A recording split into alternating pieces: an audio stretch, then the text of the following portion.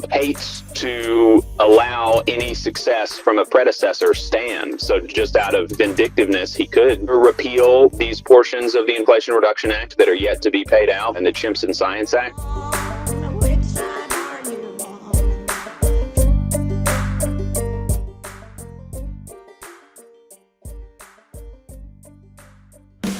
Now, back to America's Workforce. Here's Flash Ferenc. And don't forget, you can check us out on Facebook or follow us on X, formerly known as Twitter. That would be AWF Union Podcast, AWF Union Podcast. Let's go to the state of Alabama. Welcome one of my Southern Union brothers, and that would be Jacob Morrison, co-host of the Valley Labor Report. Do check out their website, tvlr.fm. In fact, they're raising some money here because everybody is bracing for what's going to happen in the new year, especially to unions. Jacob, welcome back to America's Workforce. Thanks for joining us today. And let's start with what happened last week, because we knew it was going to be close. We knew it was going to be close, but I guess we didn't expect this big red wave, especially in mid-America and especially in the Senate and the House. So it looks like Donald Trump has carte blanche to do just about what he wants to do. Your reaction. Now, Alabama is obviously pretty much a red state, but what are they saying down there, brother? Well, obviously our union sisters and brothers down here are almost uniformly concerned, particularly the ones who, have some amount of responsibility to the union and recognize the effect that this is going to have on their locals. I got a call either the day or the second day after the election from a brother in the building trades, looking at all of the federal construction that is coming down the pike that was going to be project labor agreement work under the Biden administration, where Alabamians would be paid a living wage. They would have health care. They would have a pension, all under a union contract. And now the assumption is, that executive order about project labor agreements is going to be overturned. And they're going to allow these fly-by-night contractors to come in and underpay people.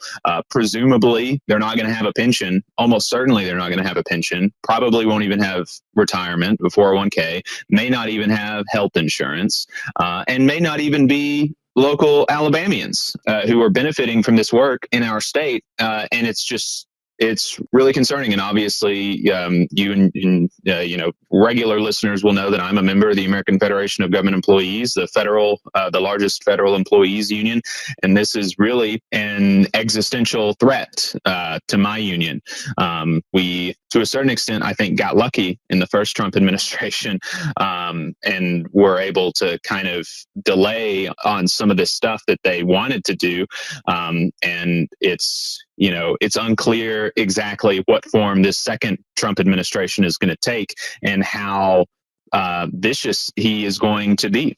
You know what's interesting about this, Jacob? Because under the Biden-Harris administration, a lot of federal money went to Republican states. When you take a look at some of these chip plants and EV production and things like that, I'm wondering if that's going to be in jeopardy too, because I don't know. There's a lot of unknowns right now. What are they saying in Alabama about that? Yeah, well, I'm sure that you saw, and I'm sure you talked about it on your show, the Speaker of the House talking about how he will probably try to repeal the CHIPS Act in the event that there's a Republican trifecta in 2025. And like you said, it's looking like there's going to be a Republican trifecta. And of course, we know that he walked it back. He said that, I misheard the question from the reporter, but it's difficult to imagine what he thought the question was. Did he think that they were asking him about repealing the children's health insurance program? Which is almost even worse if that's the case. It's obviously a concern that there's a lot of work being done in my state that is pushed forward by federal money in my state and in southern and red states across the country that is going to be in jeopardy, particularly if Speaker Johnson's initial reaction to that question about the CHIPS Act is going to be the way that they actually go forward. And that as well as I do that Trump hates to allow any success from a predecessor stand, right? So, just out of vindictiveness, he could try to either repeal these portions of the Inflation Reduction Act that are yet to be paid out in the Chimps and Science Act, or remove some of the provisions to make it such that the public money is used for the public good. Our building trade sisters and brothers, particularly federal employee union members, particularly, are really concerned. But of course, everybody's going to be affected, right? I mean, Jennifer Abruzzo at the NLRB, almost certainly going to be gone. Lena Khan, despite J.D. Vance's attempts to make himself seem friendly to the trust busting kind of stuff, Lena Khan is almost certainly gone.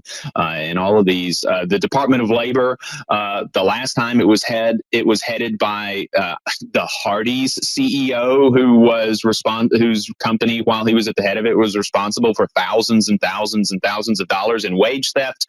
It's just not going to be good for, there's not going to be as much space, unfortunately, as there was for, union members to kind of advocate for ourselves and build power for ourselves. But, I do think that if you've got time, that there is some portions of history in Alabama that I think really show the way to, fighting against Trumpism, and that is, building union power. And there's some really cool stories in Alabama of union power kind of fighting previous iterations of Trumpism, which is kind of today's politics of reaction. There's been previous iterations of similar forces that unions in Alabama have been able to fight against in the past.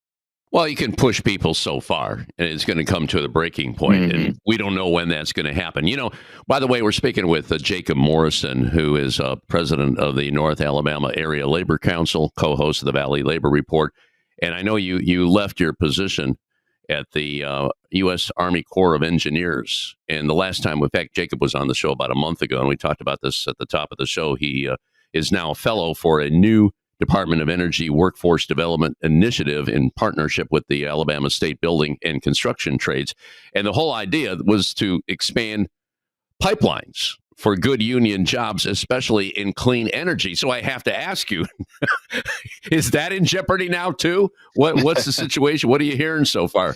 Yeah, well, this it's up in the air. I'm not totally sure exactly. I think that the initiative is going to stay in place. I think at least the Biden administration is not going to be dismantling it, and so we'll see. This was obviously a question that I asked because it was certainly a possibility that Trump would win the election, and so I asked if this position would stay in a Trump administration, and supposedly the money's already been allocated, and hopefully that's correct, and I still have a job come January. But if not, I'll be reaching out.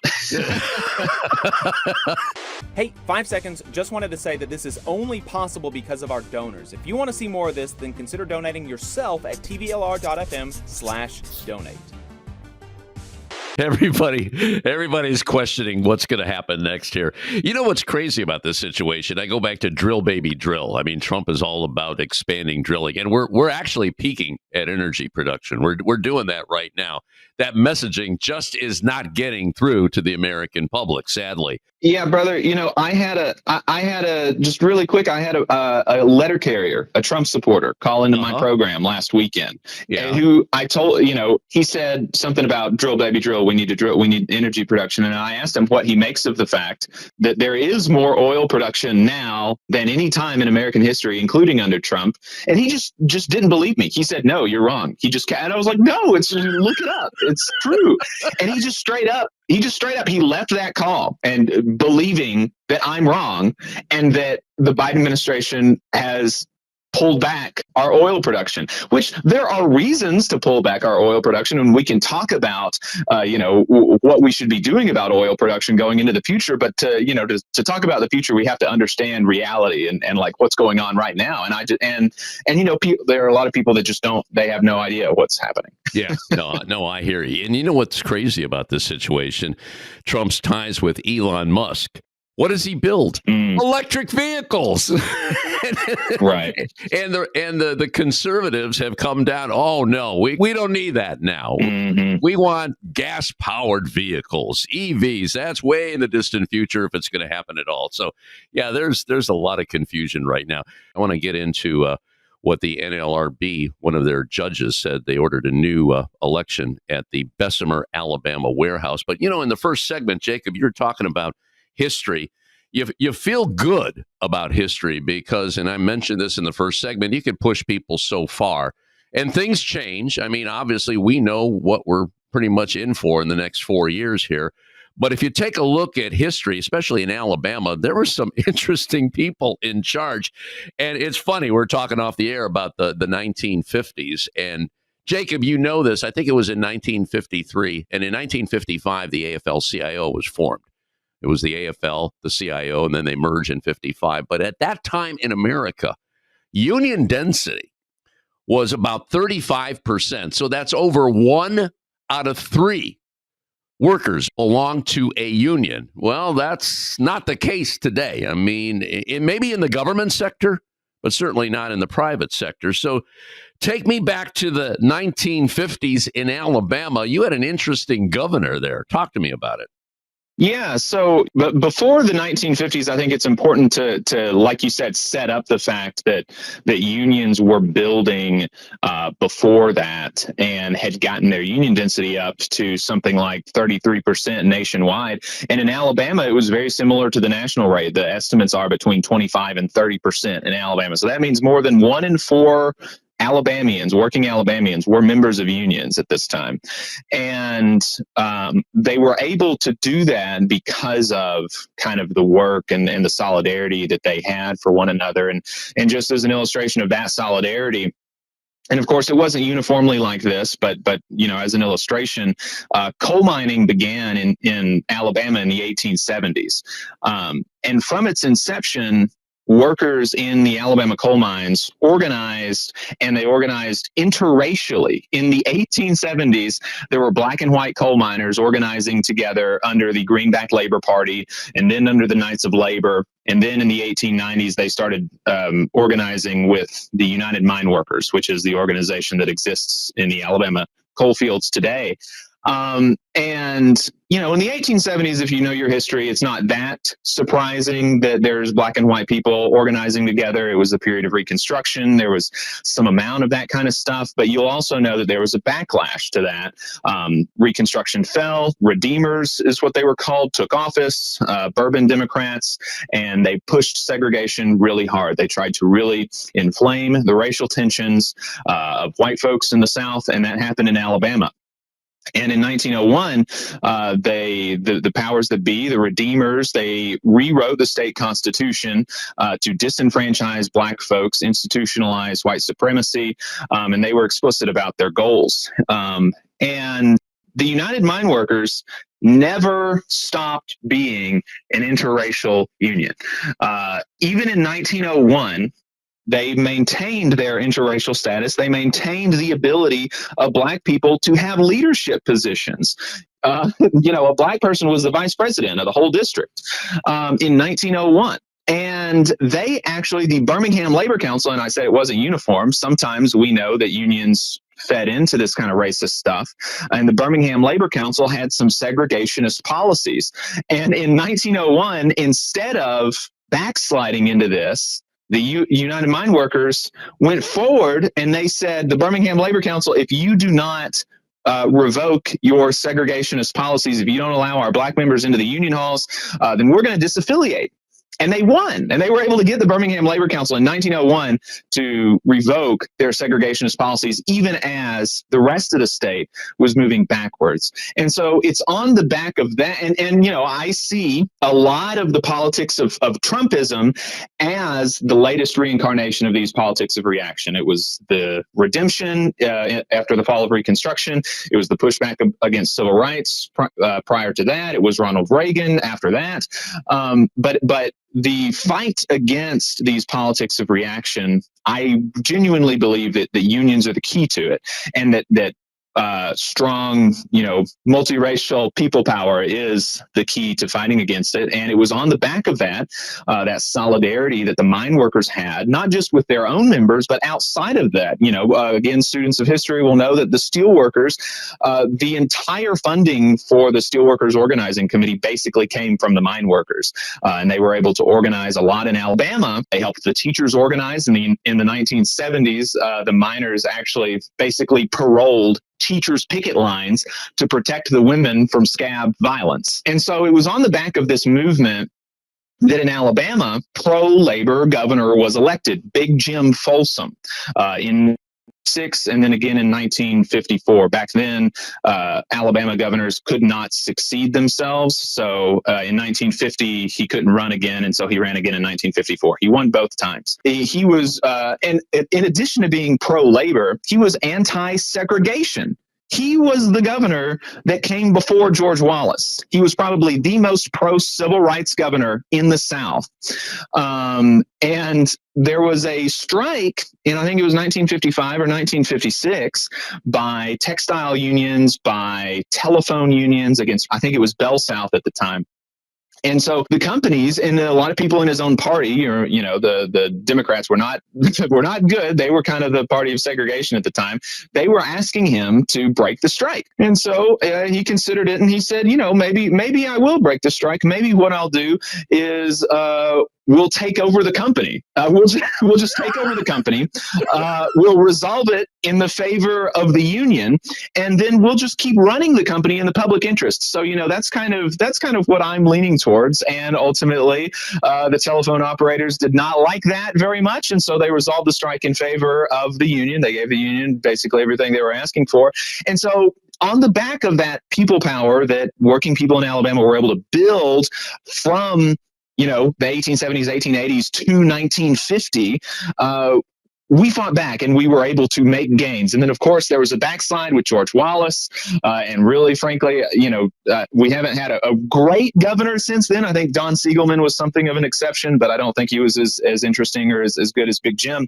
But the thing that I am committed to going forward, and that I think is going to be the most effective in fighting against Trumpism, is building our unions. And so I think that those episodes from history are a good illustration of the value of unions and unionism. And when you take a look at it at the Depression era, when FDR finally came in office, we saw a slew of strikes, vicious battles. And obviously that was the time when the National Labor Relations Act was formed and the NLRB. But again, it goes back to what you're saying, that pushback, that people power leads to certain people in office, and that's where elections really matter, and we can make a difference. I got to check that out. Big Jim Folsom, they call him, and he was the governor of Alabama back in the late 40s and in the 50s. And these swings, it's interesting you mentioned that too, because we had Obama, then Trump, then Biden, and back to Trump. So it's like this, it goes right, left. So it's really interesting. Hey, we got a couple of minutes here.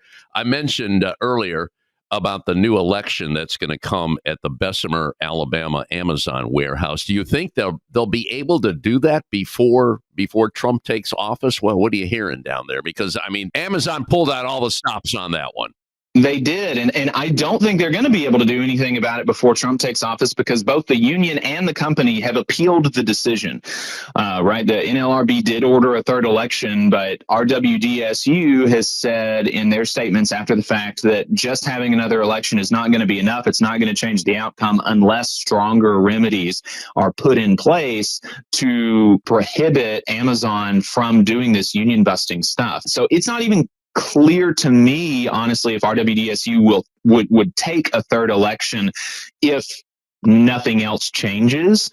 And I don't think that they're going to get stronger remedies, certainly not before a Trump administration, and a Trump administration is certainly not going to put in place stronger remedies. So I don't know really what their plan is exactly with this new election order.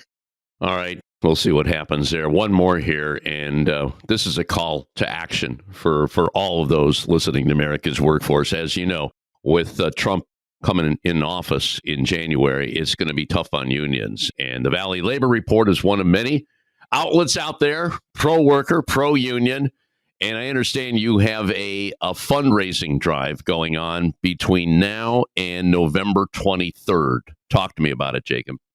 Yeah, we are, a majority of our funding comes from unions, but the single largest source is from listener funding. So about once a year, we do one of these fundraising campaigns and we set a goal and we try to meet it. So we're doing this from now to November 23rd, trying to raise about $10,000 to help us with operations costs. And that's the kind of stuff that'll help us pay for our great post-production staff, help us stay on the radio. We're on the radio on 4 stations in 3 states, and we think that that's valuable in addition to being online. And so if you think that what we're doing is interesting and valuable, I think it is, particularly in the months and years ahead.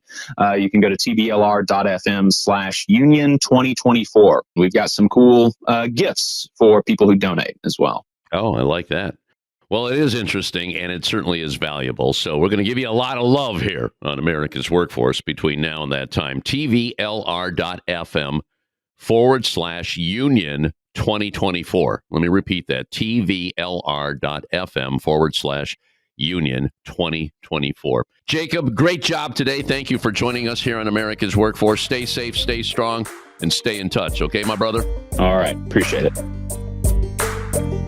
You just saw a clip from the Valley Labor Report. We are live every Saturday morning from 9:30 a.m. till 12:30 p.m. And we pride ourselves on keeping all of our content free to everybody so that we can talk to as many working folks as possible. If you support the work that we're doing, you think that it's important, you think that it's good, then consider making a monthly contribution to the project. And you can do that on our website, tvlr.fm.